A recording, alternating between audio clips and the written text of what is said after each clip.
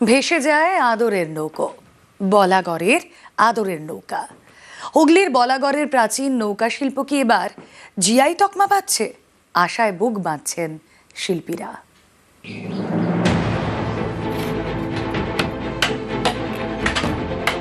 হুগলির বলাগড়, নৌকার নামে তার নাম, বলাগড়ের আদরের নৌকা।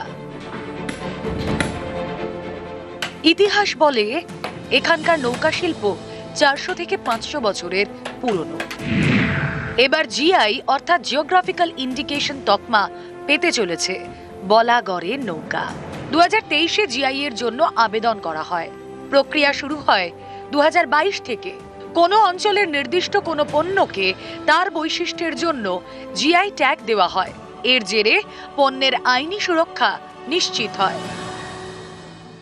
জিআই এর জন্য আমাদের আবেদনটা 2023-এ করা হয়েছে। তার আগে 2022 থেকে আমরা কাজ শুরু করেছিলাম জিআই পাওয়ার জন্য, সমবায় তৈরি, ইত্যকার কাজগুলো, গবেষণা পদ্ধতি, এই সম্পূর্ণটাই করেছে ওয়েস্ট বেঙ্গল ল ইউনিভার্সিটি সল্টলেকের। এবং সেই কাজে গবেষণার সহায়তার জন্য ওনারা আমার কাছে এসেছিলেন। জিআই ঘোষণা হতে আমার কাছে যা খবর আছে যে মোস্ট প্রবাবলি এপ্রিল মাস ফার্স্ট গড়িয়ে যাবে। বলাগড়ে একসময় তৈরি হতো ডিঙি, ব্যবহার হতো বাবলা বা শাল কাঠ। কাঠের সঙ্গে কাঠ জোড়া হতো, কোনো পেরেক ব্যবহার হতো না। এখন অবশ্য পেরেক দিয়ে কাঠ জুড়ে নৌকা তৈরি হয়। একসময় 24 পরগনার বিভিন্ন জায়গা থেকে নৌকার বরাত মিলত। কালের নৌকায় সময় ভেসেছে, চাহিদা কমেছে বলাগড়ের নৌকার, বিক্রি কমেছে, কমেছে মজুরি।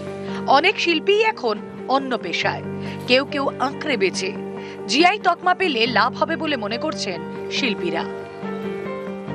জিআইটা পেলে অনেক লোক জানতে পারবে শিল্প আছে একটা, সেখানে মালপত্র তৈরি হয়, গেলে আমরা সেখানে গেলে পাবো, এলে নৌকোর চাহিদাটা বাড়বে। আর্থিকভাবে লাভবান বলতে আমরা যদি আসে খদ্দের একটা দুটো পেলে পরে আমরা তো এই বিক্রি মাল বিক্রি করতে পারবো, এটার মধ্যে আসা। এখান থেকে যদি প্রচারের মাধ্যমে এটা একটা মার্কেট আমরা পাই এক্সট্রা, সেক্ষেত্রে জিআই তকমা জন্য আমাদের উপকারে লাগতে পারে। নৌকাটা যদি বিভিন্ন স্টেটে যায়, এখান থেকে ঝাড়খণ্ডে যাচ্ছে, আদার স্টেটে যায়, একটা প্রচারের মাধ্যম দিয়েই তো জিনিসটা মার্কেটটা হয়। এই বোট ট্যুরিজমের কাজে লাগে। একসময় বলাগড় থেকে সপ্তগ্রাম যাতায়াতের প্রধান মাধ্যম ছিল নৌকা। সপ্তগ্রামে ছিল বন্দর, বাণিজ্যের জন্য নৌকার ব্যবহার ছিল। এখন নৌশিল্পীদের জন্য তৈরি হয়েছে সমবায়। তাদের নৌকা শিল্প জিআই ট্যাগ পেলে লাভ হবে অনেকটাই, মনে করছেন শিল্পীরা। জিআই তকমা যে আমরা পাচ্ছি বা পাবো সেরকম পজিশন আমাদের হয়ে গেছে, বা আমাদের একটা মার্কেট তৈরি করে দেয়, তাহলে সেই জায়গায় হয়তো বা বাইরে থেকে কাস্টমার যদি আসে তাহলে হয়তো আমরা উপকৃত হব। হুগলির বলাগড় থেকে সোমনাথ ঘোষ, নিউজ 18 বাংলা।